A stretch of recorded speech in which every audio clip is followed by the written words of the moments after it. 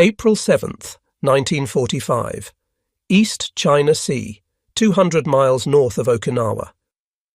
The pen trembled slightly as Ensign Mitsuru Yoshida wrote in his private journal, recording words that would have earned him severe punishment if discovered by the ship's senior officers.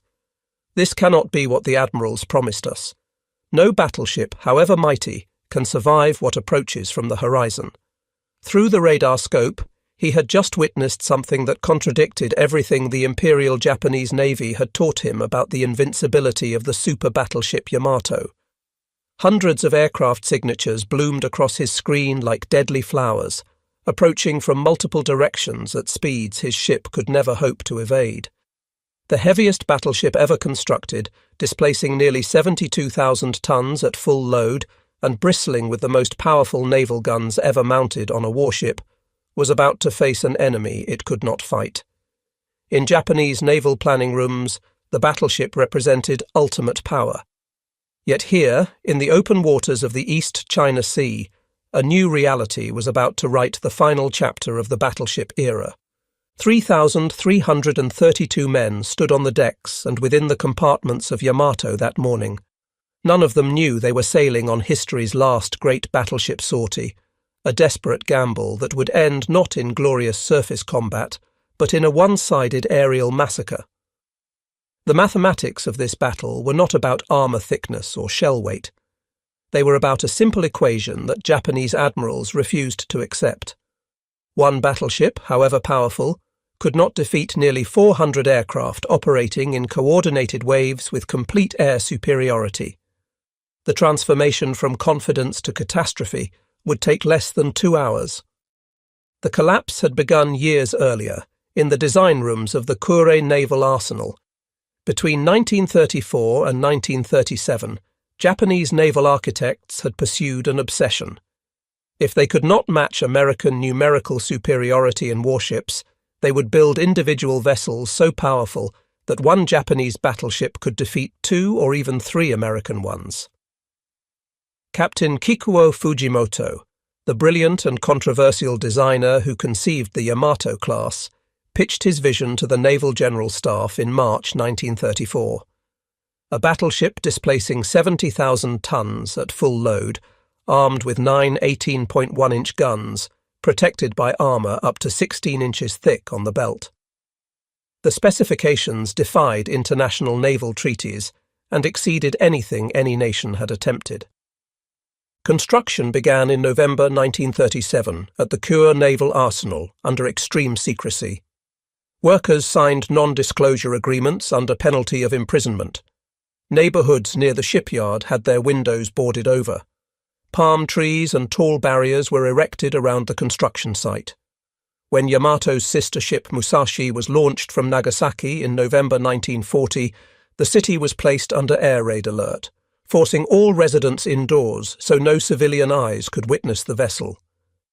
The deception worked. American naval intelligence did not learn the true specifications of the Yamato class until after the war ended. Yamato was commissioned on December 16, 1941, just 9 days after Pearl Harbor. She measured 263 metres in length with a beam of 38.9 metres. Her displacement of nearly 72,000 tons fully loaded made her the heaviest battleship ever constructed. Her main armament of 9 Type 94 naval guns firing 18.1-inch shells represented the pinnacle of naval artillery. Each gun barrel was 21.13 metres long and weighed 147.3 metric tons. The guns could fire a 1,460-kilogram armour-piercing shell to a range of 42 kilometres. A single salvo from Yamato's 9 main guns hurled more than 13,000 kilograms of steel toward the enemy. The armour protection was unprecedented. The main belt was 16.1 inches thick, angled at 20 degrees to maximise effectiveness. The main deck armour ranged from 7.9 inches over the machinery spaces to 9 inches over the magazines. The faceplates of the main gun turrets were 25.6 inches thick, the heaviest armour ever fitted to a warship. Below the waterline, Yamato incorporated an elaborate torpedo defence system consisting of multiple longitudinal bulkheads, creating compartments that could be flooded or kept empty to absorb torpedo explosions.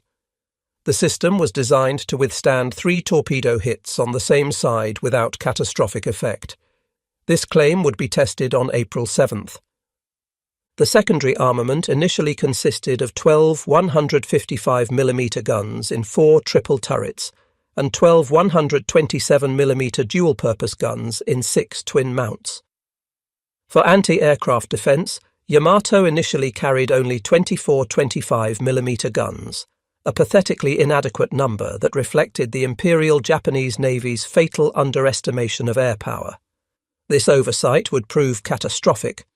Yamato's propulsion system consisted of 12 Campon boilers driving 4 steam turbines, generating 150,000 shaft horsepower. This immense power plant pushed the massive hull to a maximum speed of 27.4 knots during sea trials, remarkably fast for such a heavy vessel. Admiral Isoroku Yamamoto, commander of the Combined Fleet and planner of the Pearl Harbor attack, chose Yamato as his flagship on February 12, 1942. Yamamoto understood naval aviation better than almost any officer in the Imperial Japanese Navy. He had opposed the construction of the Yamato class, arguing that the resources would be better spent on aircraft carriers. Yet even Yamamoto could not resist the prestige of commanding from the most powerful battleship afloat. Yamato's first combat deployment came in May 1942 during the Battle of Midway.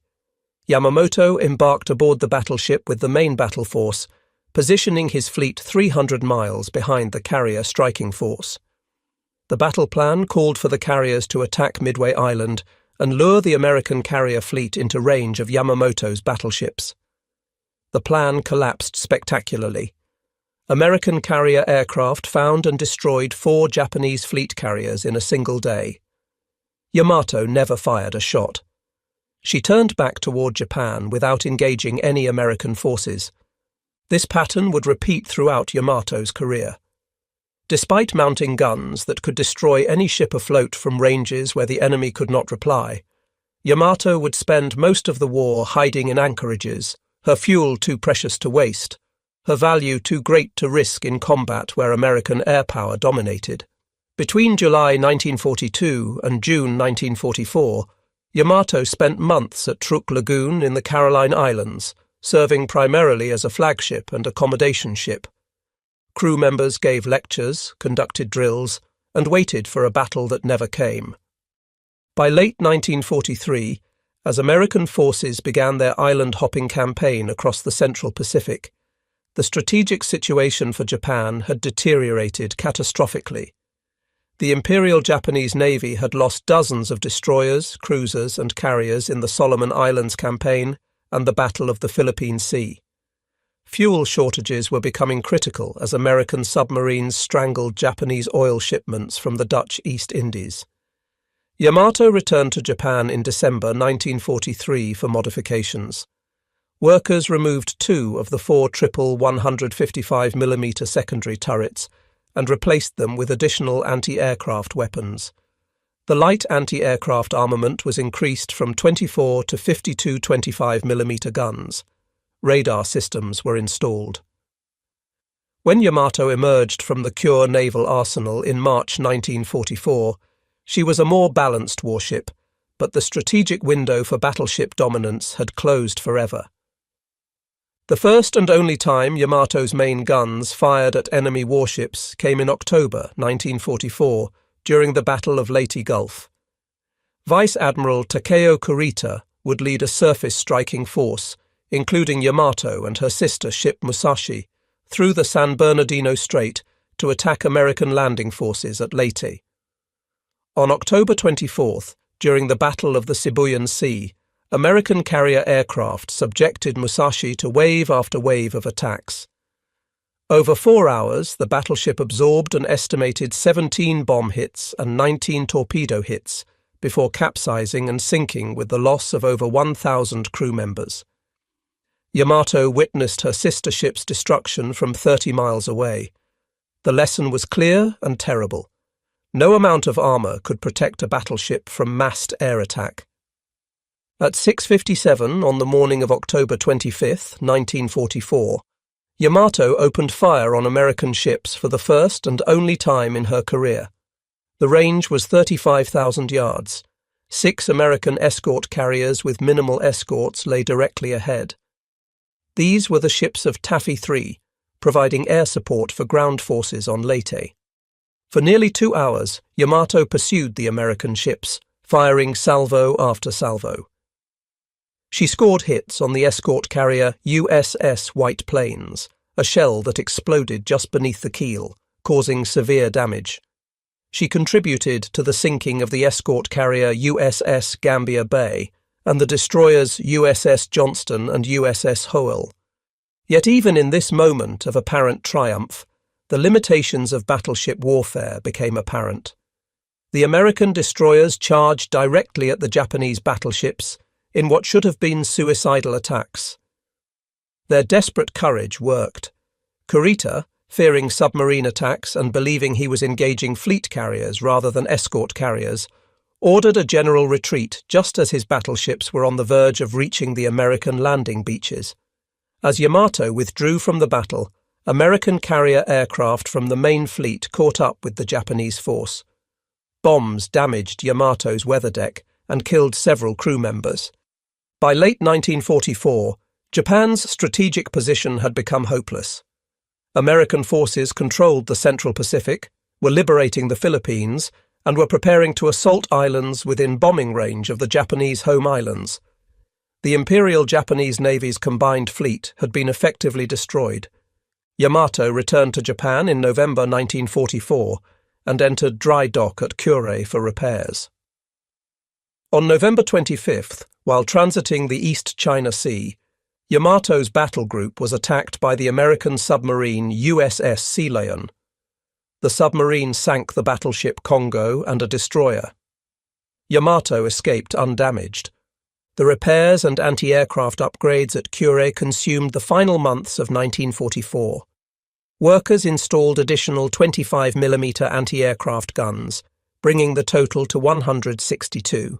They added more radar systems and improved damage control equipment. When Yamato left dry dock on January 3, 1945, she was as ready as any battleship could be for the air-dominated warfare of the modern Pacific. But readiness was irrelevant. There was no longer any fuel for operations, no air cover for sorties, and no strategic purpose for battleships in a war that had moved beyond them. Captain Kosaku Aruga took command of Yamato on November 25, 1944. He was a veteran officer with extensive experience in cruiser and battleship operations. March 1945 brought American forces to Okinawa. The island lay only 350 miles south of the Japanese home island of Kyushu. Its capture would provide American forces with airfields and anchorages for the invasion of Japan itself. On March 19th, American carrier aircraft from Task Force 58 struck the Kure naval base in a massive raid. Over 300 aircraft attacked Japanese warships at anchor.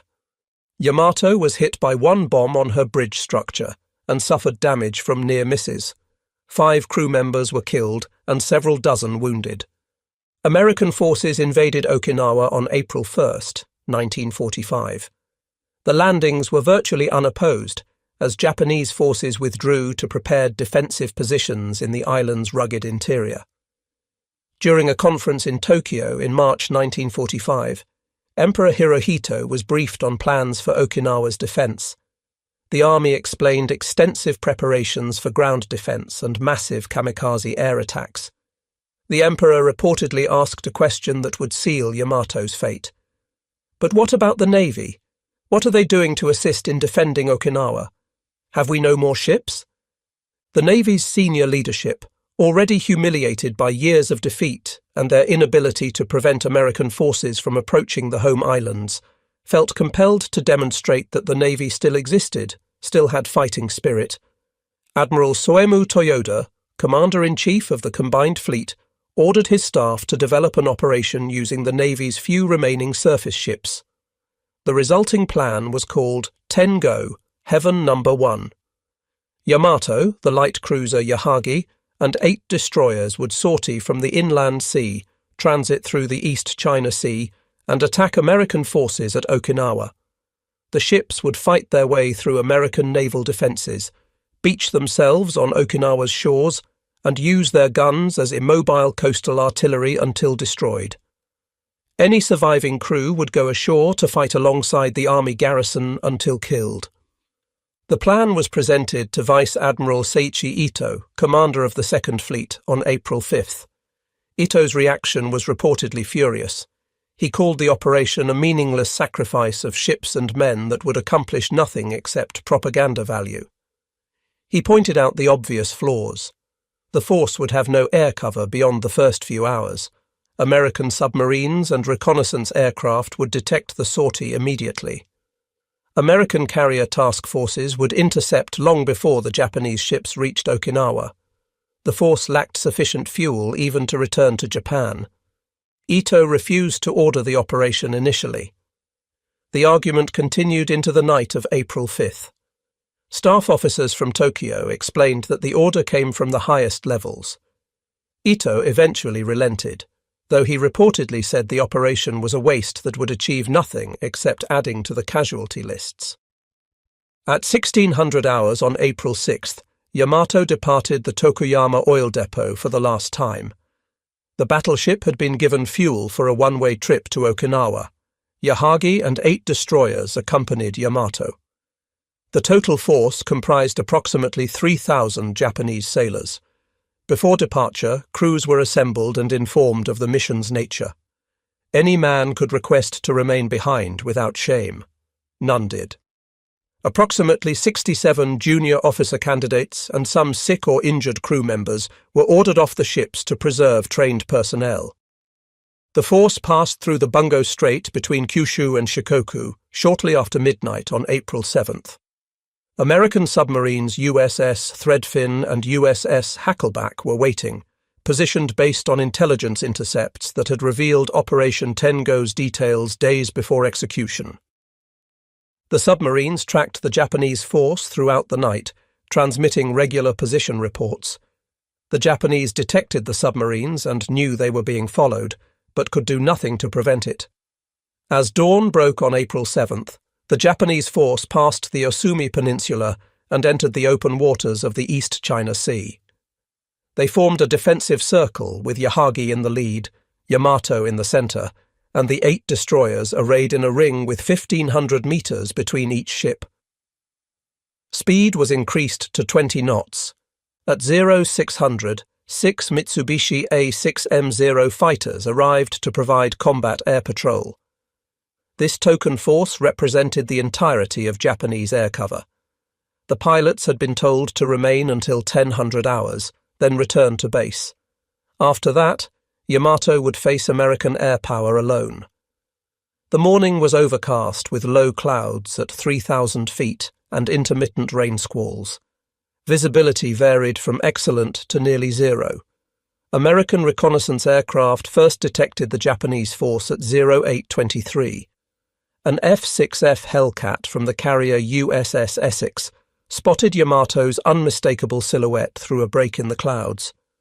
The pilot transmitted a contact report that was received by Task Force 58 within minutes. Vice Admiral Mark Mitcher commanded Task Force 58 from his flagship, the carrier USS Bunker Hill. Task Force 58 consisted of 16 aircraft carriers, 8 fast battleships, 15 cruisers, and over 60 destroyers, with a total air complement exceeding 1,000 aircraft. Mitcher had been expecting Yamato. American intelligence had intercepted and decoded Japanese communications regarding Operation Tengo. Upon receiving confirmation that Yamato was at sea, Mitcher immediately began preparing a massive airstrike. Admiral Raymond Spruance, commander of the Fifth Fleet, initially ordered his battleship force under Rear Admiral Morton Deo to intercept Yamato. 6 modern battleships, including USS Missouri and USS Wisconsin, began positioning to meet the Japanese force in a surface action. Mitcher preempted the battleship engagement by launching his aircraft without waiting for Spruance's approval. He understood that carrier aircraft could destroy Yamato more efficiently and with less risk than a surface engagement. Spruance accepted Mitchell's decision. Task groups 58.1 and 58.3 began launching aircraft at 1000 hours.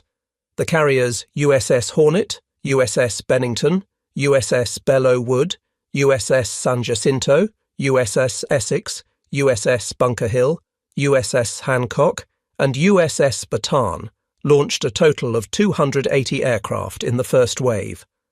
The strike force consisted of 132 F-6F Hellcat and F-4U Corsair fighters, 50 SB-2C Helldiver dive bombers, and 98 TBM Avenger torpedo bombers.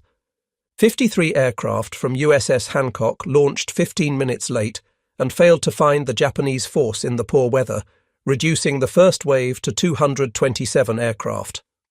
Task Group 58.4 launched a second wave of 110 aircraft 45 minutes after the first wave. This included aircraft from USS Yorktown, USS Intrepid, and USS Langley. In total, approximately 386 American aircraft were committed to the attack, though only about 280 actually engaged the Japanese force due to navigation difficulties in poor weather. Each Avenger carried a Mark 13 torpedo with a 600-pound Torpex warhead. Each Helldiver carried either 1,000-pound armor-piercing bombs or 1,000-pound general-purpose bombs, plus two 250-pound bombs.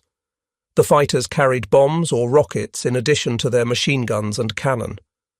At 10:14, Yamato's air search radar detected the first American reconnaissance aircraft.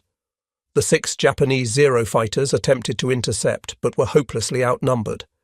They managed to shoot down no American aircraft before withdrawing at 10:00 hours as ordered. After 10:00 hours, Yamato and her escorts faced the American strike force alone.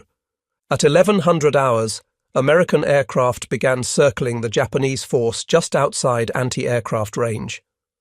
Pilots from different carriers coordinated their attacks, organizing into strike groups targeted on specific ships.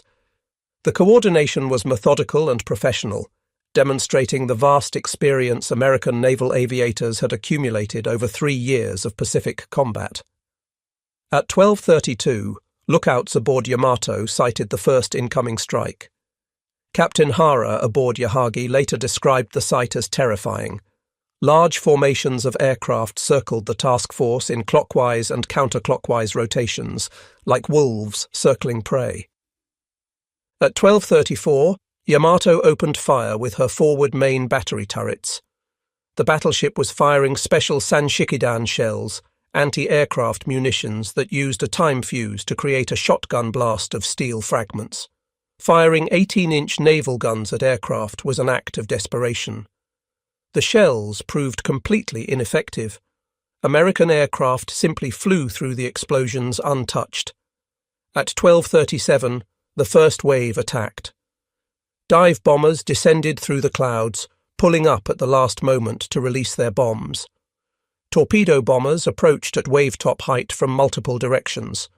Fighter bombers strafed the decks with machine guns and cannon, killing exposed anti-aircraft crews. The noise was overwhelming. Yamato's 162 anti-aircraft guns fired continuously. The roar of main battery guns firing anti-aircraft shells mixed with the crack of bombs exploding, the scream of diving aircraft, and the shouts of damage control parties. At 12:41, 2 bombs struck Yamato's upper deck, destroying 2 triple 25mm anti-aircraft mounts and killing their crews. The bombs blew holes in the deck but did not penetrate to vital spaces below. At 12:45, a torpedo struck Yamato far forward on the port side. The underwater explosion sent shockwaves through the entire ship.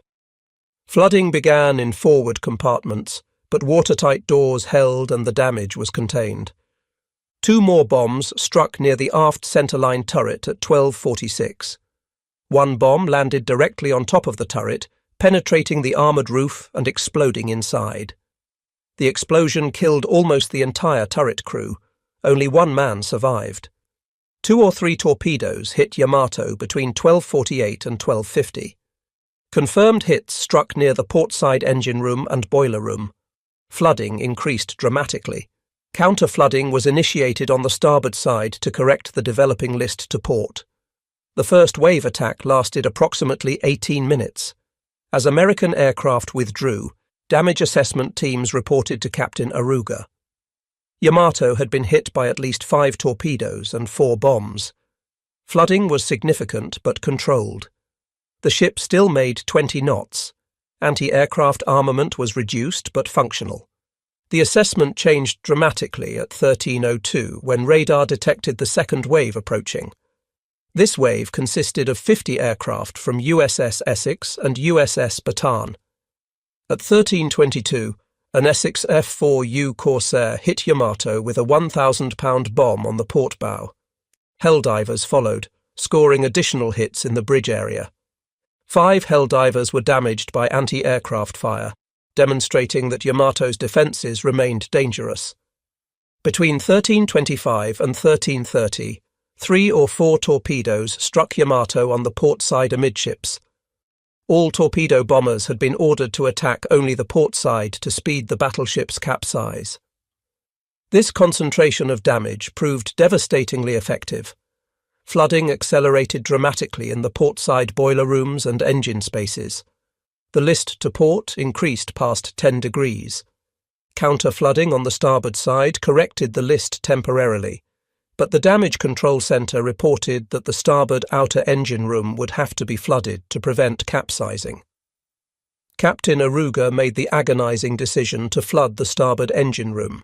This action would save the ship temporarily by correcting the list, but it would also doom 300 men working in that space. There was no time to evacuate them. The valves were opened and seawater rushed in, drowning 300 sailors at their posts. At 13:33, the third wave arrived. 110 aircraft from USS Yorktown, USS Intrepid, and USS Langley commenced attacks. Yamato was already severely damaged, listing and slowing. She had become an easier target. Aviators described her as turning in great slow circles, trailing oil, burning in multiple locations, but still firing every anti-aircraft gun that would bear. Between 13:33 and 14:02, Yamato was struck by at least 4 more torpedoes and several additional bombs. Fires burned throughout the superstructure. Flooding was out of control. The list to port increased steadily despite desperate counter-flooding efforts. The ship slowed to 10 knots, then to 5 knots. Steering control was lost. At 14:02, Captain Aruga received the report from his executive officer that damage control officers were dead and counter-flooding could no longer correct the list. The ship was doomed. Aruga ordered all remaining crew to abandon ship. Vice Admiral Ito sent a final signal by flag hoist, cancelling the operation and ordering the remaining ships to withdraw to Japan. Yamato's radios had been destroyed, making signal flags the only means of communication. Ito retired to his cabin. He would not be among the survivors. Captain Aruga tied himself to the binnacle on the bridge. He also chose to go down with his ship. At 14:07, another torpedo struck Yamato's starboard side. At 14:17, the 8th and 9th torpedoes hit the port side. The uncorrected list passed 15 degrees. Alarms warned of critical temperatures in the forward main battery magazines. The pumps to flood the magazines were not working. Ammunition began cooking off.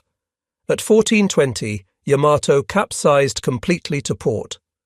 Over 2,000 men were still aboard, many trapped below decks in flooded compartments. As the battleship rolled past 90 degrees, water rushed into the funnel uptakes and flooded the boiler rooms.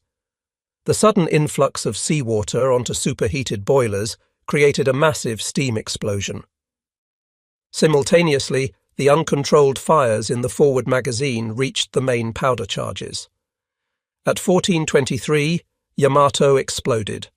The detonation of hundreds of tons of propellant and ammunition created an explosion visible and audible over 100 miles away. A mushroom cloud rose 20,000 feet into the air.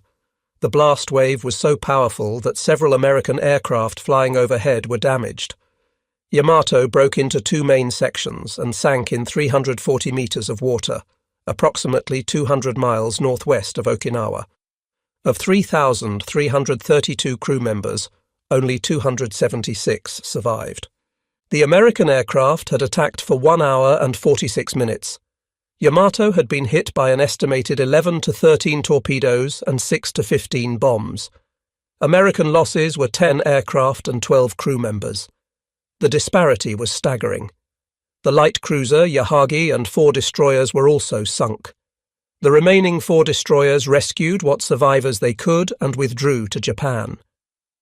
The Battle of the East China Sea demonstrated the absolute supremacy of carrier aviation over surface warships. The destruction of Yamato sent shockwaves through Japan. For the first time, the government admitted that Japan's greatest battleship had been sunk. The announcement described Yamato's mission in heroic terms, claiming the ship had fought valiantly against overwhelming odds to defend Okinawa. The reality was bleaker.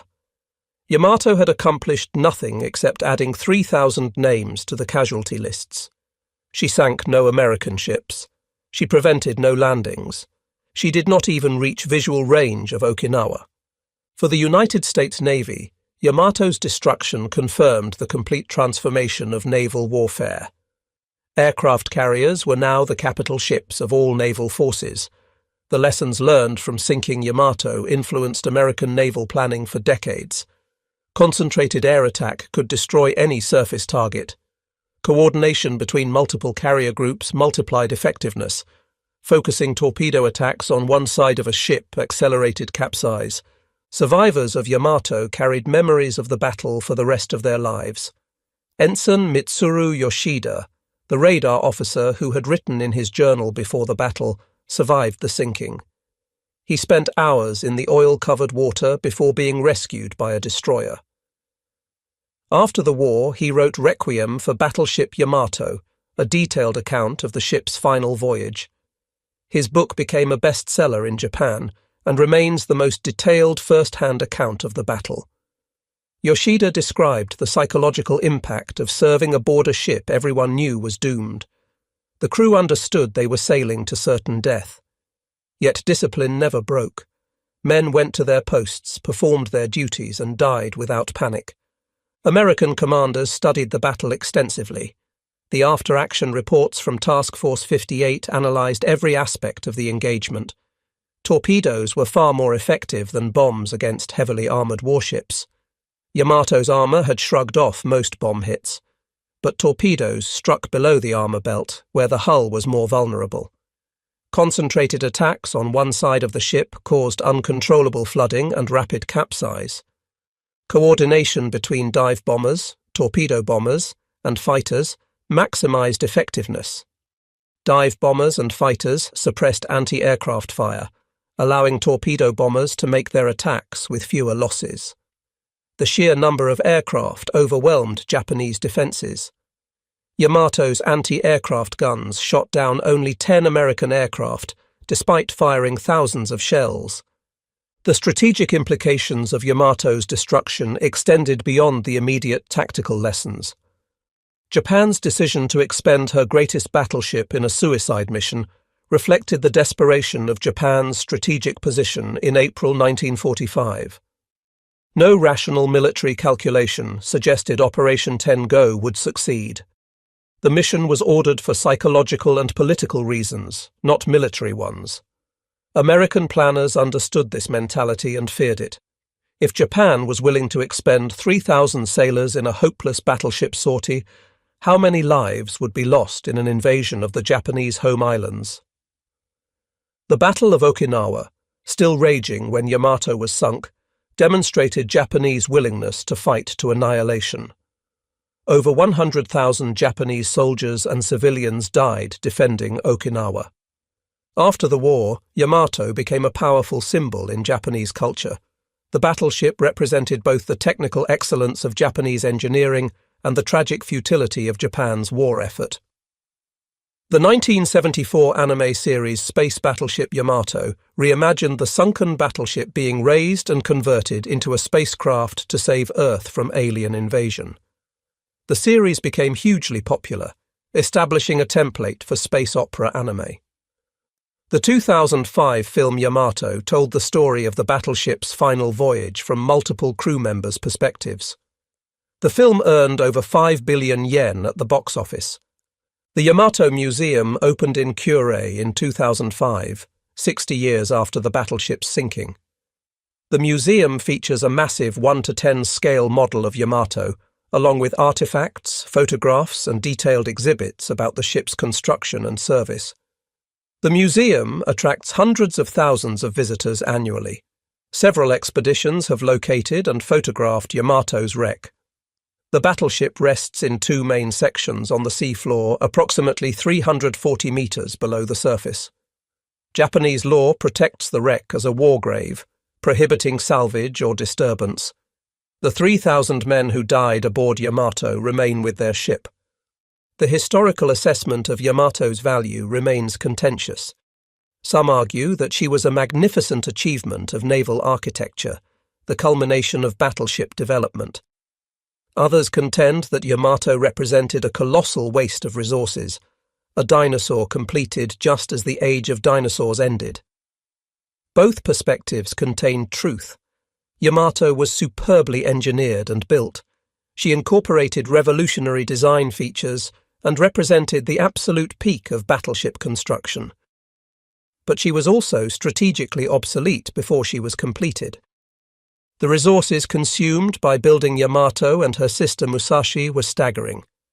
The steel used in both ships could have built approximately 45 destroyers or 6 large aircraft carriers. Japan desperately needed both throughout the war. The fuel oil consumed by Yamato during her brief career could have powered dozens of smaller warships on actual combat missions. The 3,000 crew members who died on April 7, 1945, represented invaluable trained naval personnel. From a strategic perspective, Yamato consumed enormous resources and achieved minimal results. Yet there is something undeniably impressive about Yamato's existence. She represented the limit of what was physically possible in battleship construction. Her guns remain the largest ever mounted on a warship. Her armour remains the thickest ever fitted to any vessel. Her displacement remains the record for battleships, a record that will never be broken because no nation will ever build battleships again.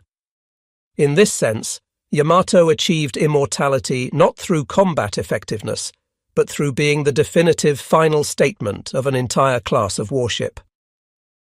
The American pilots who sank Yamato understood they were making history. They had destroyed the heaviest battleship ever built. Yet for most of them, it was just another mission in a long war. Several pilots wrote letters home mentioning the battle, describing the size of the battleship and the intensity of the anti-aircraft fire. But there was little celebration. By April 1945, American naval aviators were professionals conducting a job. Sinking Yamato was satisfying but not surprising.